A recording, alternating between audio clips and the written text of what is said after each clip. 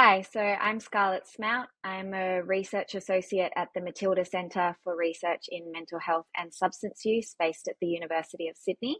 My PhD has been focused on lifestyle behaviours and their relationship with mental health through adolescence.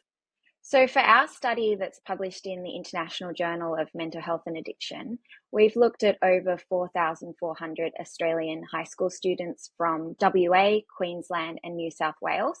And we followed them up from year 7 to 10. So, that's roughly from age 12 to 16.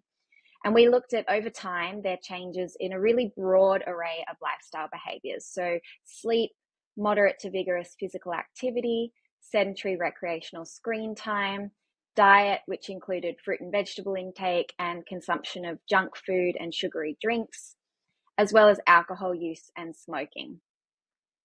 We examined how changes in these behaviours between year 7 and 10 were linked to year 10 psychological distress. And psychological distress is a general indicator of mental ill health. And really importantly, we accounted for these students' level of psychological distress when they were in year 7, as well as their lifestyle behaviours when they're in year 7. So this means that we can see the average benefits associated with behaviour changes over time, no matter where people start out. We found that over time, increases in health promoting behaviours were associated with lower psychological distress, and increases in health risk behaviours were associated with higher psychological distress. It's important to note that our study can't definitively say that the behaviour change caused these changes in distress, but our longitudinal design and the way we structured the analysis does help to illustrate this relationship over time. So the question might be, what does this actually mean for adolescents and for parents and for teachers and anyone really who cares about adolescent mental health? So the national guidelines for each of these behaviours do set out really aspirational targets that are based on optimum health, but these might seem out of reach for many teens. For example, there's many guidelines, but for one of them, it's engaging in 60 minutes of moderate to vigorous physical activity every day of the week, or limiting recreational screen time to a maximum of 2 hours. And studies from around the world show that most adolescents don't meet these types of guidelines, and indeed our study showed the same. But what our research shows is that it doesn't have to be all or nothing.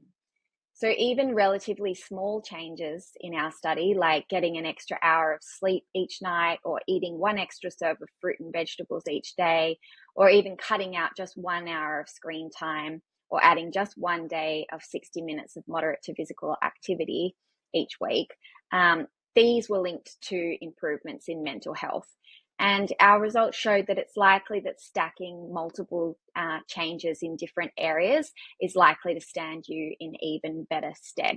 So even if you can't meet the really high guidelines, it doesn't mean that all is lost, and making these small changes is likely to offer benefits for mental health. Modelling is also a really important factor.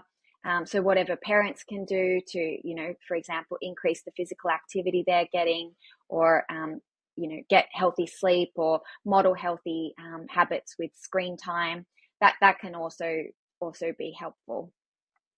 Lastly, I will just highlight that while lifestyle behaviours are important for adolescent mental health, they are only a piece of the puzzle. And we know that there's many other factors that influence adolescent mental health, and there are many things that need to be changed in our society to facilitate a healthy environment for adolescent mental health.